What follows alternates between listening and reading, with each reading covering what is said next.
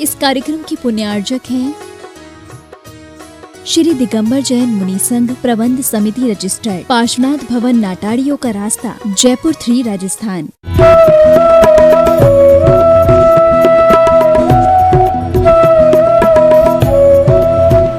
आजकल की स्थिति यह है कि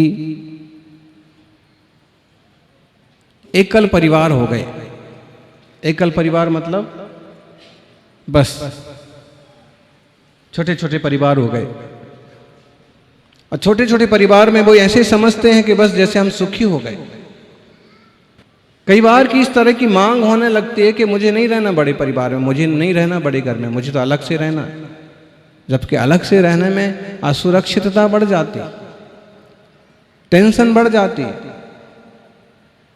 संस्कारहीनता बढ़ जाती है।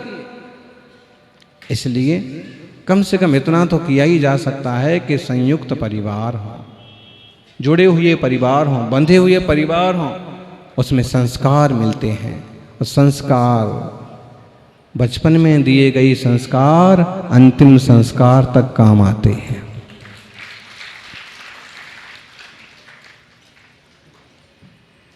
जो सीख लिया वो जीवन बन जाता है। आत्मार्थी सज्जनों, नाणपवगमपाड़म परम च दब्बत नाही संबद्धम जानदि यदि निश्चय दो जो सो मोहख्वयम कुणत। जो निश्चय से ज्ञानात्मक निज आत्मा को और पर द्रव्यों को भिन्न भिन्न जानता है, वह मोह का क्षय करता है। स्व को नहीं जाना, पर के प्रपंच में पड़े रहे, मोह बढ़ता गया, संसार बढ़ता गया। अहो मुमुक्षुओ, इतना मोह किस चीज का, किस बात का, इतना राग किस बात का? अवसर मिलने के बाद भी धर्म ध्यान ना किया जाए, अवसर मिलने के बाद भी तत्वाभ्यास ना किया जाए,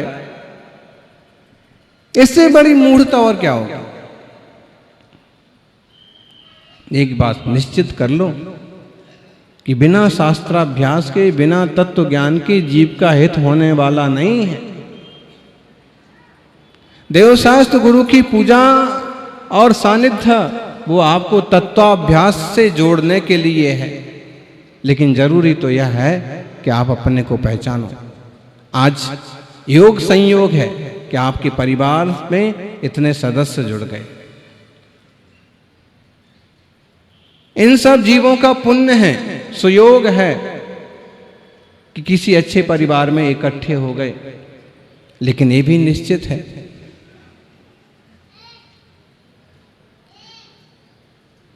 कि हमेशा साथ कोई रहने वाले नहीं है। इसलिए व्यवहार ऐसा रखो कि हमारे से किसी का मन ना दुखे। राग उतना रखो कि कभी कोई दिक्कत पड़ जाए तो तकलीफ ना हो, और द्वेष तो रखिए मत, बैर तो रखिए मत। 5 इंद्रिय और यह शरीर धर्म ध्यान में लगाइए। धर्मोध्यान ही जीव के लिए हितकारी है। तत्व ज्ञान रूपी शास्त्राभ्यास से मोह को वैसे ही नष्ट करो जैसे समझदार योद्धा अपनी पैनी तलवार से शत्रु को नष्ट कर देता। मोह शत्रु है और मुनियों ने मोह को मिटाया, इसलिए मुनि महान है। मोह महामद पियो अनादि, भूल आपको भरमत बात। यही चल रहा है।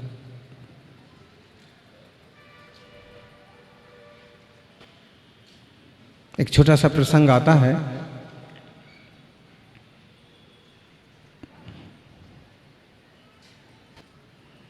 एक इंसान मर गया। कथाओं में तो सेठ आता है, राजा आता है, और कहानी का पात्र है एक सेठ जो बहुत ज्यादा लालची है, बहुत ज्यादा लोभी है, धर्म ध्यान की बिल्कुल रुचि नहीं है, जैसा कि अभी आप सुन रहे थे। पत्नी के कहने पर सेठ धर्म सभा में गए और लोगों ने जो कहा कि आइए, बैठिए, पधारिए, उतना ही याद रहा।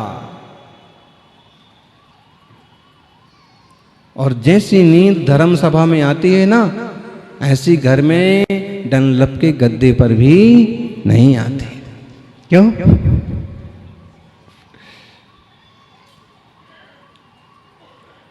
घर जाके बस 3 शब्द सुने और समझ में आ गया कि इनने प्रवचन नहीं सुना है, इनने बस वेलकम सुना।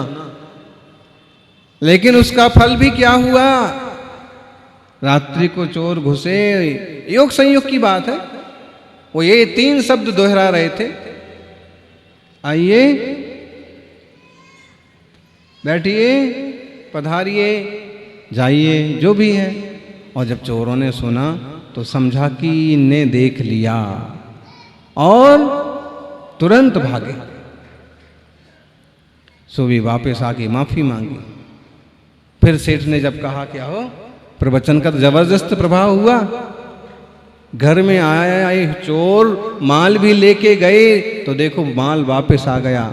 सेठानी ने कहा कि जब नकली प्रवचन से तुम्हारा ये भौतिक माल वापस आ सकता है, असली प्रवचन से तुम्हारी आत्मा का माला माल हो जाएगा।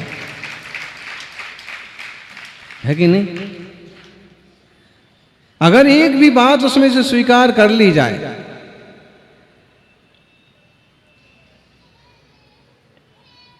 आप कहोगे महाराज मोह कैसे छोड़ें, क्यों छोड़ें?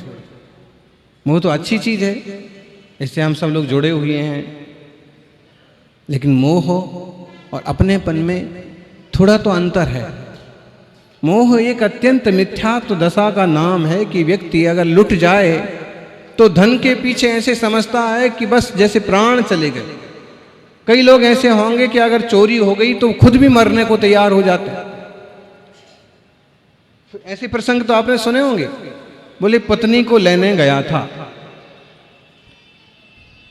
और सामने वालों ने कहा कि नहीं भेजेंगे अभी।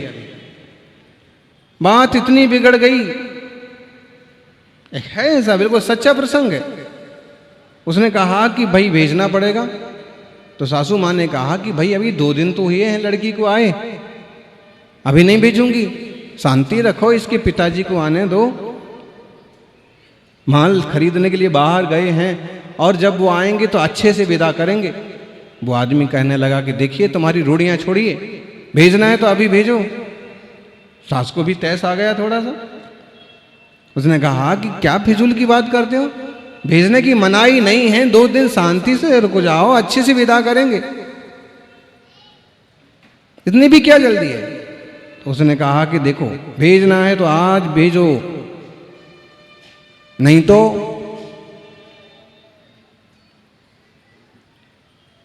सास ने क्या इतना त्यास क्या खाते हो, अगर नहीं लेने आओगे तो मैं अपनी लड़की को विधवा समझ लूंगी। बातें कैसे बिगड़ती हैं। वो आदमी इतना नाराज हुआ, उसने कहा विधवा समझ लोगे तो मैं अब तुम्हारी लड़की को विधवा करके ही रहूंगा। जाकर के सामने रेलगाड़ी के सामने कूद गया। जबरदस्त, बहुत खतरनाक है मोह। मोह का मतलब एकदम बेबड़ापन, कोई अच्छा बुरा क्या है और कोई निर्णय ही ठीक नहीं कर पाता, आत्महत्या कर ली। अभी भी होता है। पत्नी को लेने गया, पत्नी ना आई, वो भी फांसी पर लटक गया। अरे भाई ऐसा क्या पागलपन। पति का कुछ बिगड़ गया, इसमें यह है कि विवेक रखा जाए, समझ रखी जाए। संसार है, ऐसे चलता है, धैर्य से विवेक से काम करो।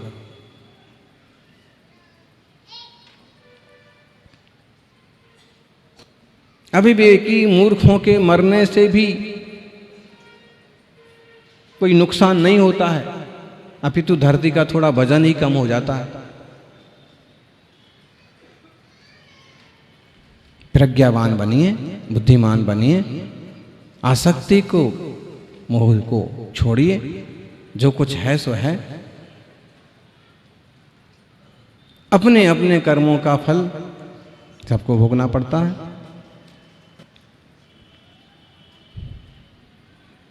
महावीर कीर्ति जी के जीवन का प्रसंग है, सच्ची घटना है। वो एक गांव में पहुंचे, 8 दिन होने के बाद भी एक श्राविका दर्शन को नहीं आई। उन्होंने किसी से पूछा कि भाई एक अमुक श्राविका थी, दर्शन को नहीं आई। गुरुओं को कभी कभी जो बहुत ज़्यादा सेवाभावी भक्त रहे हों, याद तो आई जाती है। वहीं पहुंचने के बाद भी दर्शन को नहीं आई। क्यों नहीं आई? तो उस आदमी ने बताया कि महाराज जी, जब से सेठ जी गए हैं तब से वो रोना ही रोना चलता है उनका। यही बात बोलती रहती हैं कि अब इस दुनिया में मेरा कोई नहीं है। महाराज जी ने कहा एक बार बुला के तो लाओ। बुला के लाए तो उनका फिर वही रोना चलता। अरे भाई, अब कम से कम इतना बात, किस बात का मोह? खूब समझाने के बाद भी समझ में नहीं आया और यही बोले कि अब मेरा कोई नहीं। तो महाराज ने कहा कि बाई जी, आपका मंत्र का जाप अधूरा है। मेरा कोई नहीं, इसमें एक लाइन और जोड़ो, मैं भी किसी की नहीं। ये जो योग संयोग बन गए ना, आपका परिवार बन गया, इसका सदुपयोग करो। इसके माध्यम से धर्म ध्यान करो। इसके माध्यम से योग्य संसार का निर्वाह करो। लेकिन इसके पीछे दिमाग खराब मत करो।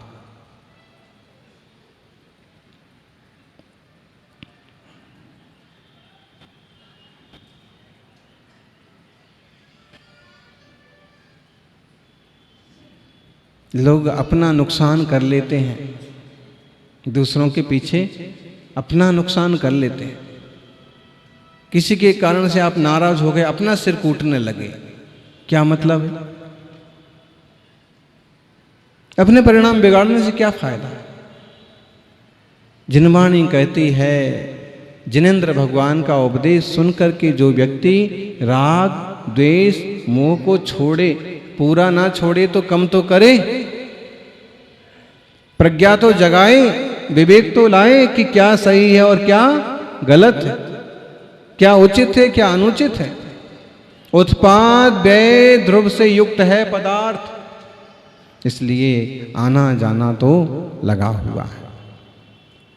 आत्मार्थी सज्जनों, इस बात को समझें और कम से कम इतना तो मोह कम करें कि खान पान में सुधार हो, रिश्ते व्यवहार में सुधार हो और जीवन की पटरी अच्छे से चलती रहे। सेठ, साहूकार, राजा महाराजा,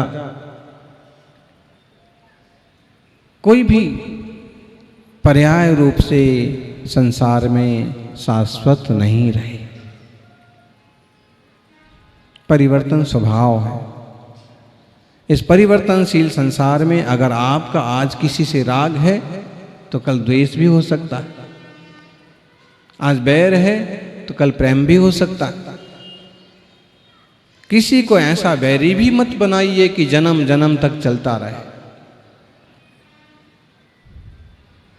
बोलो, क्या संसार में ही रहना हमेशा?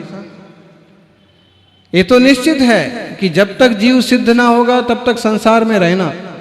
तो संसार में रहना क्या बन के रहना?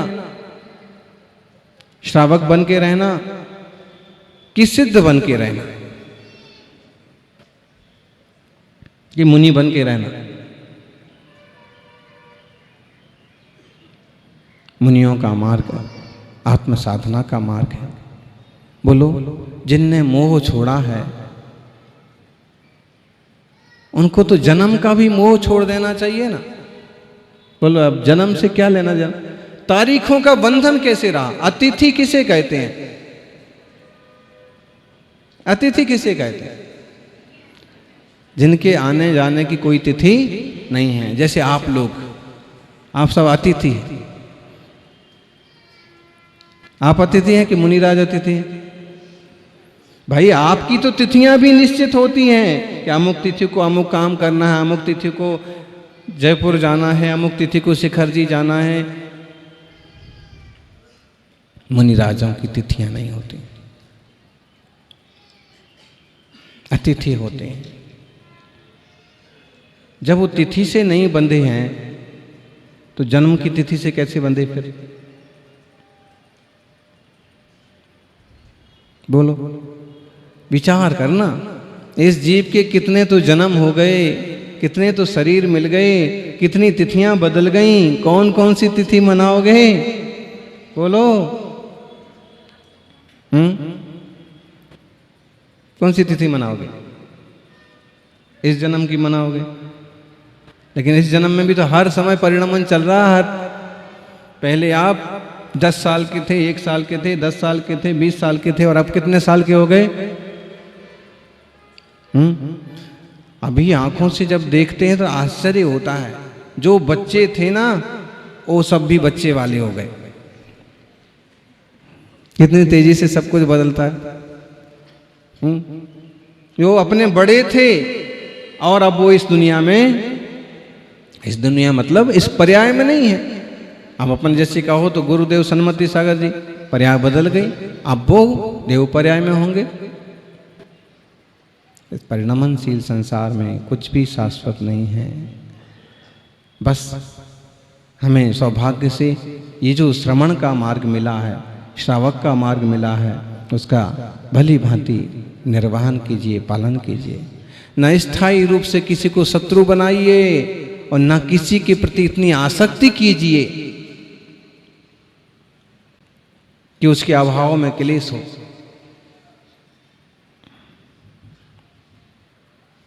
चैतन्य तत्व को जानो, चिन्मय स्वभाव को पहचानो। आगे की यात्रा सबको अपने अपने बल पर करना है। इसलिए बहुत सारा बोझ ढोने की बजाय निर्बोझ हो जाएं, निर्भार हो जाएं। और निर्भरता तब आएगी जब हम ये जान लें, पर द्रव्यंते भिन्न आप में रुचि सम्यक तो भला है। फिर हमारा स्वभाव भी अच्छा रहेगा, शांति भी जीवन में रहेगी। तत्वबोध के बल पर आप सब जीवन में ऊंचाइयां हासिल करें।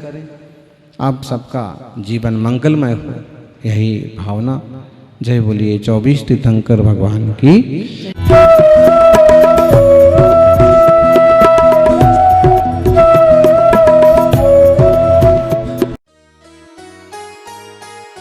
इस कार्यक्रम के पुण्यार्चक थे